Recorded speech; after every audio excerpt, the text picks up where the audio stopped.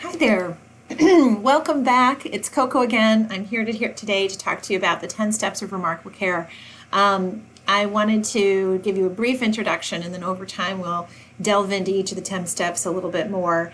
But this will give you a nice introduction to what it is. So the 10 steps of remarkable care is a recipe of 10 repeatable things that you do every single time you engage in a project, deliver care to a patient, even prepare for a meeting. It's 10 steps of how to go and deliver something with the infusion of remarkable care.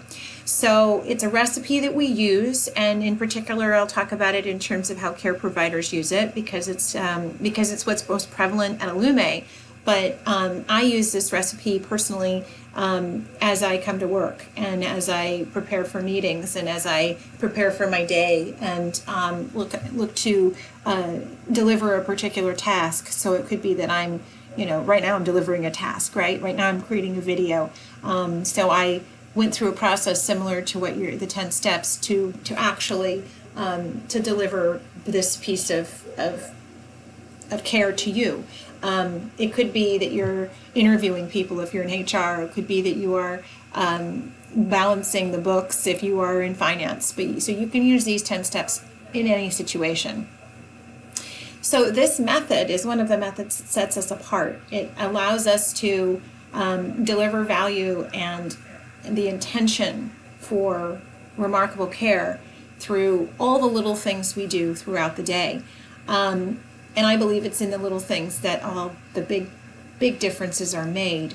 And each step can be customized, right, and adopted for each situation, for each care provider, for each patient, in order for it to land in that way that is remarkable. It's also the backbone for the curated care plan, which will come later in our journey of developing a plan that's really designed to hit the sweet spot for a patient or family, or it could be used and adopted towards whatever your work is.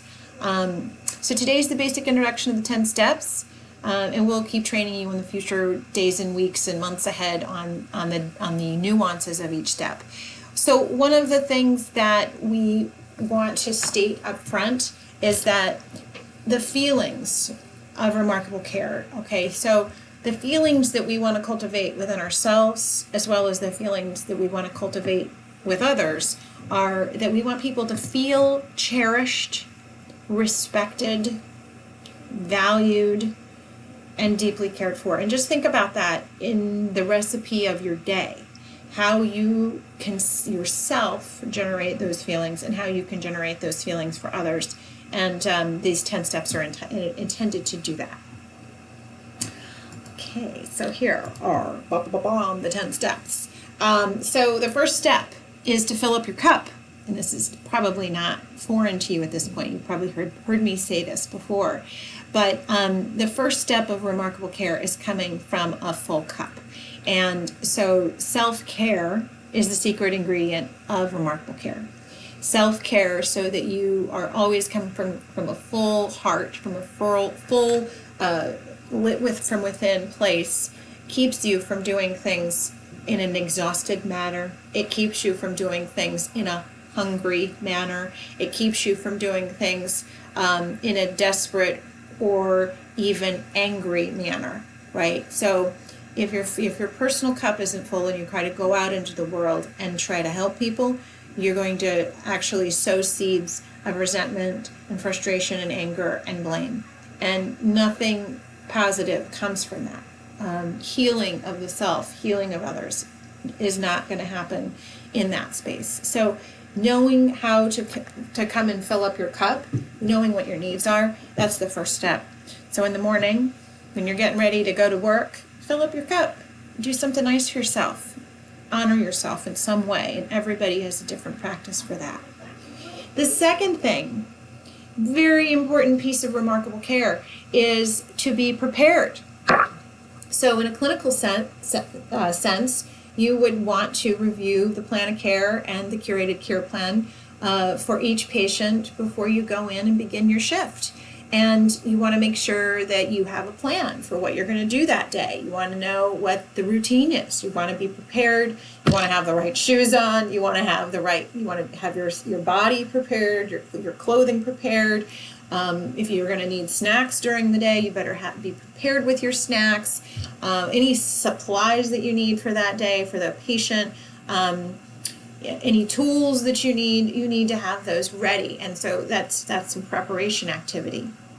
So the next step is to whatever it is that you're going to do, whether it's visit a patient, go to a meeting, or sit down to or run payroll, whatever it is you're going to do, be on time, early even. This is so important for so many reasons, and it's not easy. I am the first to admit this is not easy, but it is a measure of impeccability. It is a way that we keep our word. It is a way that we make a deposit into other people's trust bank account in us. It's how we communicate that we can follow through, that we are trustworthy. So being on time early even is very important. I recommend to people that you arrive 5 minutes early and take a moment to catch your breath and take a moment to know what you're walking into. Get your wits about you. Take a moment to say an intention. What is my intention for today? And then allow something wise to come from within you.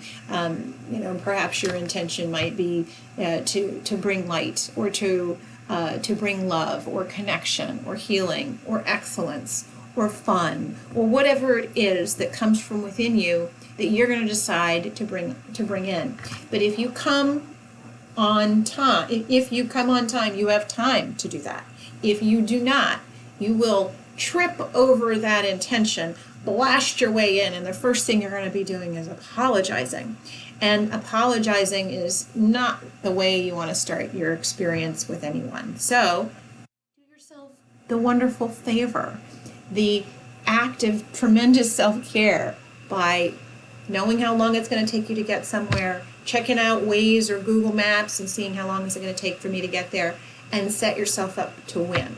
Be there early, be there on time, walk in the door with an intention to do something that's going to feel good to you rather than apologize. So you'll hear that a lot of what I'm going to tell you is about creating within you the internal feelings that make you feel good, and so that whatever you're doing is going to be infused with that good feeling and that recipe for love. So that's what we're talking about. Doing the things that will cultivate those good feelings in you, which will spread to others. So we enter as preferred. Enter as preferred. So we're going into people's homes, all right? Or we're coming into a shared office. This means there are other humans present, and especially if you're going out into somebody else's home and your job is to provide care for them and you're going into the sanctity of somebody's private space, it's very important to know how to enter as preferred, all right? I'll be very honest and frank here. I have had people working in my home for years. God bless everyone who's come and helped us. I'm grateful. My husband and I couldn't be more grateful. But when somebody walks in the door and makes a big splash into the home and has the focus and energy all on them, it's disruptive and it's disrespectful. And so the idea here is that you enter as preferred. You enter in the way into the home, into the environment, into the meeting that can be received and experienced by others in a way that doesn't cause them to feel shaken or disrespected. All right? So when you're going into home, sometimes some families are going to want you to come in quietly and not say anything, to be just in and out. Other families are going to really want to make sure you knock on the door, ring the doorbell, they come and they answer it, they know when you come, they want to know when you go, and it needs to be that way. The idea here is that you're entering as preferred. So at Illume, I'll be honest with you, when you come into the office, we prefer for you to enter with a smile on your face. It's really that simple. We invite you to enter with a smile on your face, and we invite you to say hello to people. Just a quick little hi, just a friendly nod. We prefer that if you come in and people are sitting at their desks and working, that you don't interrupt them. We prefer that a nice smile, good morning, how are you? Quick and back to your seat, okay, or wherever you're going. Enter as preferred. It's acknowledging you're coming in, others are there. How do you want to create the space? And then you're there, okay? You're in a person's home, or you're at the office, or you're wherever you are in your meeting. And now it's time to focus on your tasks at hand, okay? And this is whatever is in your plan of care. This is whatever your routine is while you're delivering care to a particular person or to a particular task or in a group of others in a meeting. So at this point, you want to anticipate and fulfill wants and needs. So that's where you are calling from within, you're doing what's needed, you're listening for spoken and unspoken wants and needs. If you're in the home, you're thinking about how to go to the extra mile, how to anticipate the things that the patient might need now and later. Try to anticipate what their preferences would be, their topics of conversation, their listening of music, if you're going to read the paper to them, is it the sports section or the business section? How you're going to connect with them is anticipating other people's wants and needs. It's also about how a space wants to be kept, how tidy or neat a person might like it, or whether or not they want you to walk in their home with your shoes on, or whether you need to bring some shoes that are house shoes only, whether or not you can go and get a glass of water, and do they want you to put the glass when you're done with it into the dishwasher. If all these different little nuances of anticipating and fulfilling wants and needs, getting out of your own head, becoming perceptive of other people's needs. And this is where you're following your care plan and doing whatever the recipe is. If you're in the office, whatever your job is, scheduling, reaching out to people, doing interviews, or running payroll, whatever it is, you're anticipating and fulfilling the wants and needs of the company, of others, of your patient, of your customer. And it is worthwhile to mention that, I see a customer as whoever it is that you're serving in the moment. So often, right now, I'm serving you. Right now, you're my customer. Later in the day, I'm going to be working on a board presentation and a financial budget. So in that moment, I will be looking to, my customer is the entire company and all the people who work in it, and how it is that I build a model that supports all of my team. And my other customers are also my shareholders. My husband and myself are their investors, and how I can provide for them. I'm going to anticipate their wants and needs, how they're going to want to see the information, how they're going to want to read it. These are all the things that we need to be going in our mind when we're conducting any task, whatever the task is. And then the next step here is number 6, and it's tidy, brighten, and enlighten. And I can't tell you how much this practice is a really wonderful way to invoke remarkable care. Your job is to bring light to every person, situation, and environment you touch. So if you go to the bathroom and it's towards the end of the toilet paper tissues roll, you can tidy, brighten, and enlighten. You can make it better by shifting out, putting a new toilet paper roll. I do it in restaurants. I do it wherever I am. And it's not just about making it better for others, but it's about a mindset that I'm responsible.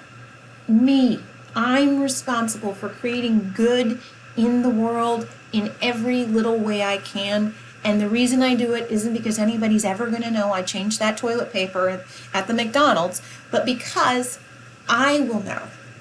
I know that I am doing what I feel is right and good. And that fills up my cup. okay? So it's not just about indulgence that fills up your cup. It's about doing what's right all the time, and that makes you feel good. So this act of tidy, brightening, and enlightening is really about you bringing light to the situations you're in and knowing it, not because somebody's going to give you credit, but because you know it.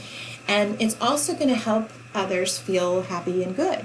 I see this happening. One of my people in the office that I just love, who's been here really for at least a year now, her name is Lynn, and she tidies. She's the inspiration for Tidy, Brighten, and Enlighten. Okay, so not only will she come in when we're all in a meeting and she'll just lightly lean into the room, she won't just ask, would you like something to drink? Can I get something to drink? She'll say, would you like something cold to drink?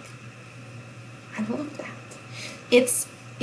She's bringing light. She's bringing goodness. She's sharing, she's thinking of others, and it's not just, would you like something to drink? It's, would you like something cold to drink? So it's those little details that are what we're talking about. And I wish I had a long laundry list, and I will work on one, but really it's coming from within. So that's what Tidy, Brighten, and Enlighten it's about. And you do that throughout your time. So really most of the time that you're doing your tasks, and whatever job you're in, you're in steps 5 and 6. And you're doing those constantly. And then, before it's time to end your day, it's time to prepare for your departure. And that's step number 7. And so you want to leave everyone and everything better than you found it. And your client or patient has everything they want and need in your absence. So you want to make sure you leave complete. You want to feel good inside about how you're leaving. And you're not, it's just like we don't want you to come in late and stumble in and apologize. We want you to leave with grace.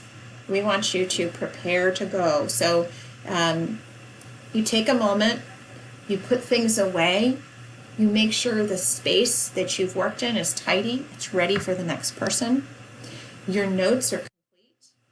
And if there's more need for the notes, you'll do that a little bit later, and it'll come into number 9. We'll talk about that. But you want to make sure you've completed. You also need to acknowledge the others in your environment. And if you're in the home, you obviously want to acknowledge the patient. You want to let them know. You want to verbally tell them, okay, I'm going to be leaving in 30 minutes, and I just want to get things ready for you before I go and make my transition out. And so you want to say that to the patient. You want to say that to the family. And again, in a way that's not intrusive, that's not going to, if they're on a conference call with their, on business, you don't want to interrupt them. You do it in a way that is anticipating of their wants and needs. But you want to pull yourself together and prepare for your departure so that when it's time to go, you can go. And it's all nice and neat, and you've left everything in perfect order. So that brings us to number 8. You want to do a fond, caring farewell. And again, it's depart as preferred. And give a warm goodbye in the way that your family, your patient, your environment is calling for. All right? So again, if you're in the home, sometimes they want you, you could be leaving at 10 o'clock at night, and the way to leave at 10 o'clock at night, if everybody is asleep, is not to go around and say fond farewell. It's not to wake up your patient, certainly, but it's to turn the lights down, do whatever it is you do. Put a nice gentle hand on the patient and tell them, good night and sweet dreams, and then head on out. Or it could be you make sure you go around to the family members if that's what they prefer and say, goodbye, I'm leaving now, have a beautiful evening. Wish them a fond evening, a warm farewell.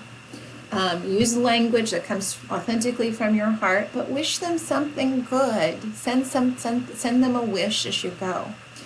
And then you're going to go and get back into your car, and you're going to review, report, and innovate. So this is where you're going to finish your notes. This is important. And so before you get, if you hopefully you're already done with your notes, but if you're not done with your notes, this is the time to do it. Take a moment in your car and finish your notes. If you cannot, for whatever reason, then do it when you first get home. Don't wait. It needs to be done within 24 hours, and that's the absolute limit. Really, it should be done within an hour of your completing of your visit. You need to go immediately and get it focused on and done. You need to do that so that you can then share that information, of course, but also so that you can make sure in your mind is fresh of whatever it was the visit contained, and you're able to capture everything.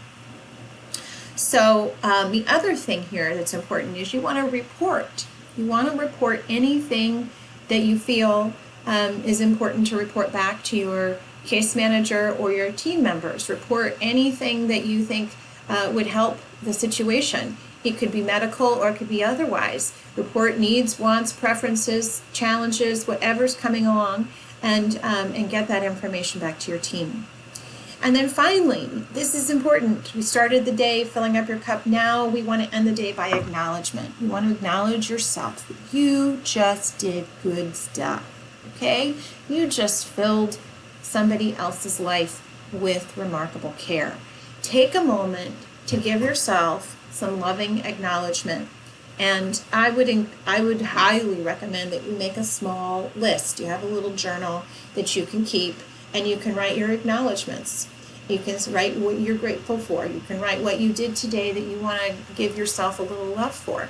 So acknowledge yourself. Give yourself loving acknowledgement for the care you provided to another. I acknowledge myself for. And give yourself thanks for all the things that you probably aren't going to get anybody to actually say thank you for. And I wish that I could be in your mind and know what all those things are. So know that it's not because we don't want to thank you.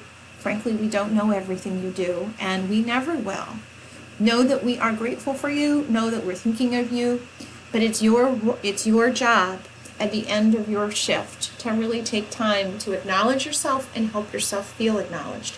If there's something you need, then it's time to ask. Right? If you feel you need to tell somebody and be acknowledged, it's a very brave but extremely mature and emotionally intelligent thing to do, to reach out to your case manager, to a team member, to a family member, to me, and say, I want to share with you what I want to acknowledge myself for, and so you can help me feel acknowledged. Do it, and you will be amazed at how easy it is to get the support and the appreciation that you're longing for. All right, so thank you very much. Enjoy the 10 Steps of Remarkable Care, and go make the world a better, brighter place.